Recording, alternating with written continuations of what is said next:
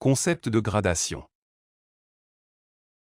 La gradation consiste à changer l'échelle d'un patron, en l'agrandissant ou en le réduisant progressivement pour qu'il s'adapte à différents corps. Pour organiser ces corps, nous les regroupons en tailles. Une taille est définie par la variation d'une des mesures du vêtement, que nous appellerons mesure taille. Le ratio ou variation de la mesure taille se réfère toujours à une mesure horizontale, c'est-à-dire aux largeurs, par exemple, dans un t-shirt, le tour de poitrine. Or, le corps humain ne change pas seulement en largeur, mais aussi en longueur. Deux personnes ayant la même largeur peuvent avoir des tailles différentes. C'est pourquoi, en plus du ratio horizontal, il existe aussi le ratio vertical, qui se définit en fonction de la stature. Ainsi, nous distinguons deux types de ratio, l'horizontal, lié aux largeurs, et le vertical, lié aux longueurs. Le changement d'échelle peut s'appliquer uniquement dans le sens horizontal, uniquement dans le sens vertical, ou combiner les deux, ce qui donne lieu à une gradation mixte. Chaque mesure aura son propre ratio, qui peut coïncider ou non avec celui d'autres mesures. De plus, ce ratio peut varier lorsqu'on passe d'une taille à l'autre dans des cas particuliers. La taille base ou centrale et les tailles extrêmes. Gradeur: un patron est plus rapide que d'en tracer un à partir de 0. Avec la gradation, nous évitons les erreurs de calcul des proportions dans les mesures du nouveau patron et, en plus, nous pouvons obtenir de nombreuses tailles dans un même processus. Par exemple, à partir d'une seule taille, on peut en produire jusqu'à 9 autres. La taille du patron original sera appelée taille centrale ou taille base. On l'appelle base parce qu'à partir d'elle nous générons les autres tailles, et centrale parce qu'il est recommandé qu'elle se situe approximativement au milieu de la gamme de tailles que nous voulons produire.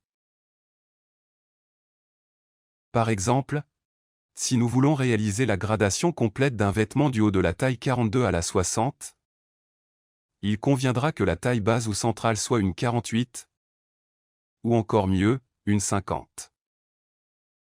Traditionnellement, on a considéré la 48 comme la taille base, bien qu'en réalité il soit plus équilibré de prendre la 50.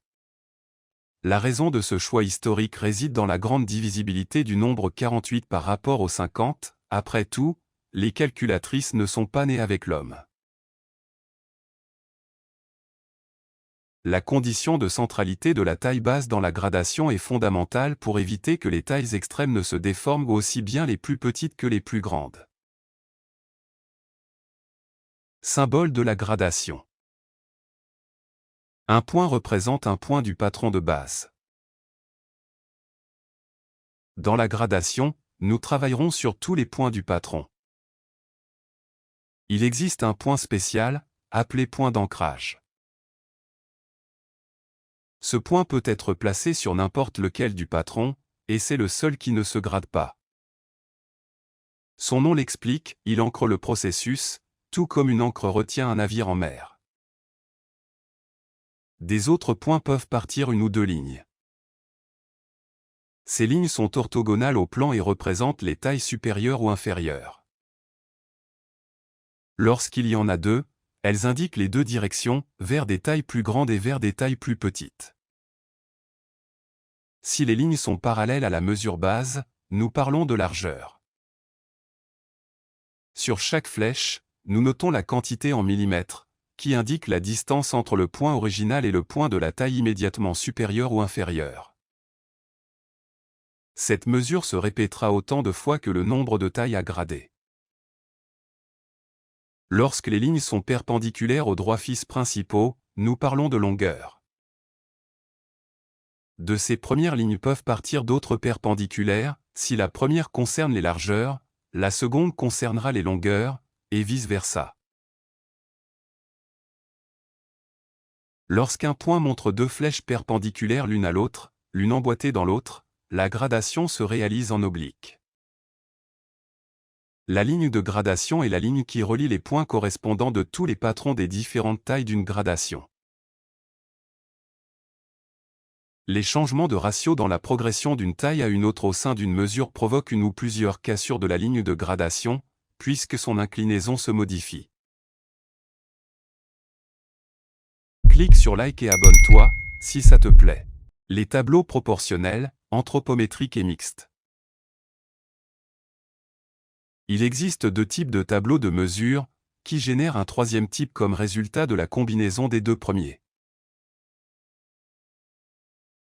Le premier type, ce sont les tableaux proportionnels. Dans ceux-ci, la plupart des mesures se calculent proportionnellement à la mesure taille ou à quelques mesures de base. En d'autres termes, tout le tableau se déduit de 2 ou 3 mesures principales. Une mesure aura le même ratio pour toutes les tailles. Le deuxième type, ce sont les tableaux anthropométriques, obtenus à partir des résultats moyens d'un échantillon déterminé de population. Ces tableaux montrent souvent des irrégularités, parfois ils ne maintiennent pas un ratio constant entre les tailles. Les différences entre les tailles seront très similaires mais pas forcément exactes. De la combinaison des deux naissent les tableaux mixtes, un compromis qui essaie de maintenir des ratios constants entre plusieurs tailles, sans trop s'éloigner de la réalité des tableaux anthropométriques. Ce sont les plus intéressants à utiliser, bien qu'ils présentent un problème, tout dépend de la manière dont ce mélange a été fait. S'il est bien conçu, ils sont très utiles, mais s'il est mal pensé, le seul résultat sera de générer des patrons qui ne s'adaptent pas correctement au corps. C'est pourquoi il est fondamental de connaître la provenance des tableaux que nous utilisons. Les ratios de chaque mesure se conserveront sur plusieurs tailles et peuvent varier entre les tailles extrêmes. En outre, nous devons tenir compte de la manière dont chaque tableau définit les mesures. Certains appellent carrure d'os le diamètre biacromial, ou prennent la mesure de la hauteur d'entrejambe en position assise. Confondons une mesure avec une autre, ou si les mesures du tableau ne sont pas bien définies, nous ne ferons pas de patron, nous ferons des bricolages. Exemple de gradation des points d'un patron.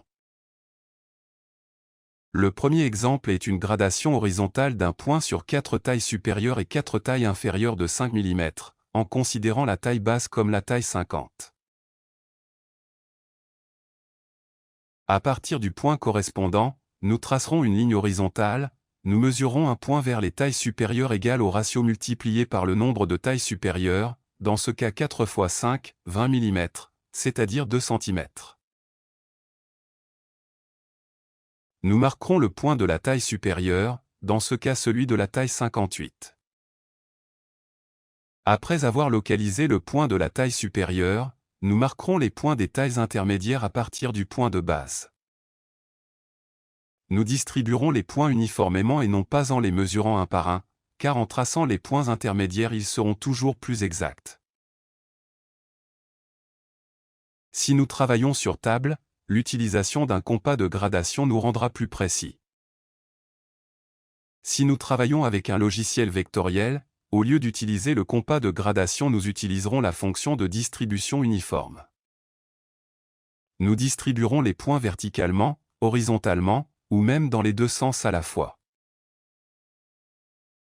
Nous réaliserons la même opération pour les tailles inférieures. Enfin, nous tracerons les lignes correspondant au nouveau patron en reliant les points correspondants par des lignes. Le deuxième exemple est une gradation verticale en 5 tailles supérieures, avec un ratio de 5. Ce deuxième exemple est pratiquement identique au précédent, nous y renvoyons donc. Le troisième exemple est une gradation mixte, pour les 3 tailles supérieures, ratio vertical de 10 et horizontal de 5, pour les 3 tailles inférieures, ratio de 5 en vertical et 3 en horizontal. Nous commencerons par marquer les tailles supérieures et inférieures, que ce soit en sens horizontal ou vertical. Dans ce cas, nous commencerons par la gradation verticale. Nous donnerons aux tailles supérieures 10 mm par taille, c'est-à-dire que nous abaisserons le point de 3 cm pour la taille 56.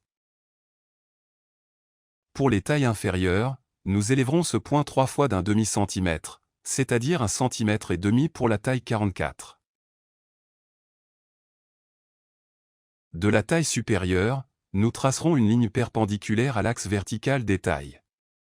Ce point, nous le déplacerons en agrandissant le vêtement 3 fois le ratio proposé, dans ce cas 1/2 cm, de sorte que la dernière taille sera distante de 1,5 cm du point fixé pour la taille 56 en sens vertical.